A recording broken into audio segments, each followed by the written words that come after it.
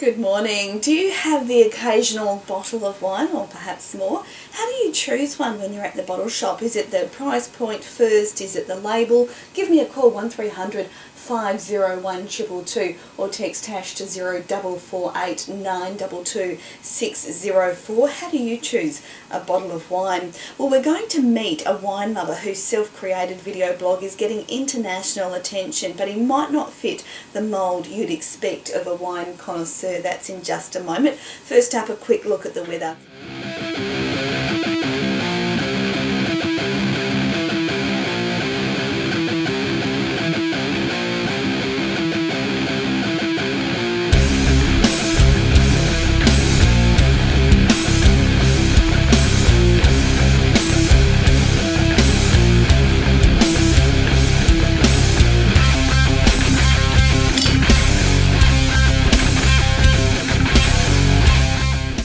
G'day guys, welcome to a new episode of Bogans Guide to Wine. Something a bit different today. I am going to be interviewed on the ABC radio with the lovely Tash. Hello. And we're going out to, what's our audience? ABC Midwestern Wheatbelt, so right across the big swathe of Western Australia. Right, yeah, so most of our audience won't really hear it, so here we are recording it to, share the experience. Fantastic. 7 on ABC Midwestern Wheatbelt. Well, do you know your Chardonnay from your Riesling, your Shiraz from your Merlot? Well, my next guest does. In fact, he records a regular wine blog and it's called Bogans Guide to Wine. Jason Sampson joins me in the studio this morning. Good morning. How are you going, Tash? I'm very well, thank you. Now, how did the Bogans Guide to Wine get started? I used to produce an internet sort of YouTube channel, Facebook channel called GDTV, which was Gilton Digital Television. We did a bunch of different shows, but long story short, they also more or less got funneled down into the one show that I had total control of, and that was our wine show. Which became very, very popular. Why is it called the Bogans Guide to Wine? Because it's kind of a joke. I did the show with our good friend Anthony Pearce, and between the two of us we do have a bit of a bogan streak about us. And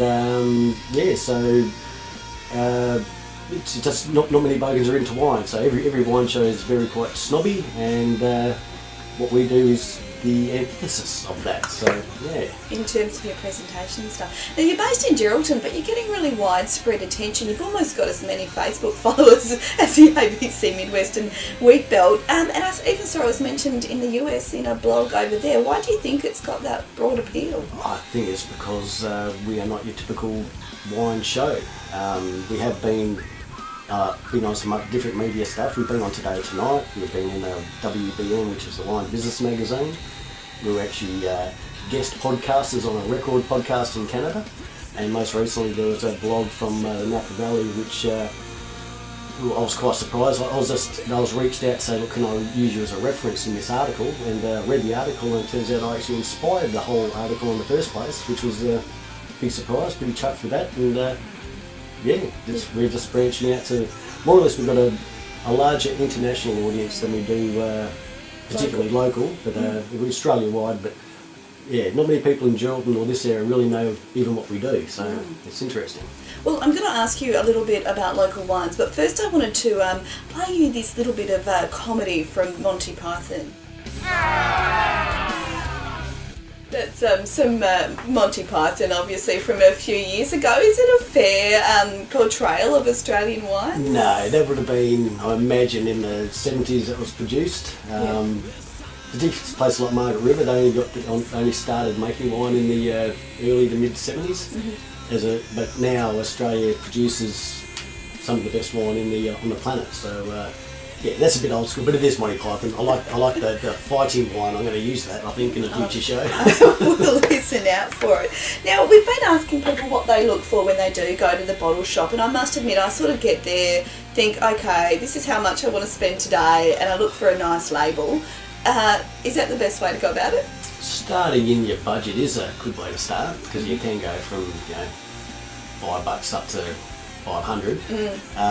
But generally, it's a good starting point is to know what kind of wine that you like. So obviously start red and white, and if you're only learning, you sort of experiment. Basically, that's all I'd say. A lot of people, they find the wine that they like, and that's all they stick to.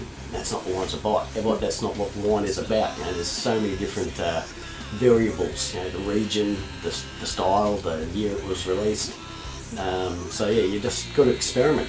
And it's like going to restaurants. If you go to the same restaurant all the time, it can get a bit boring. You got to mix it up and go to different ones. So that's what you should be doing with wine.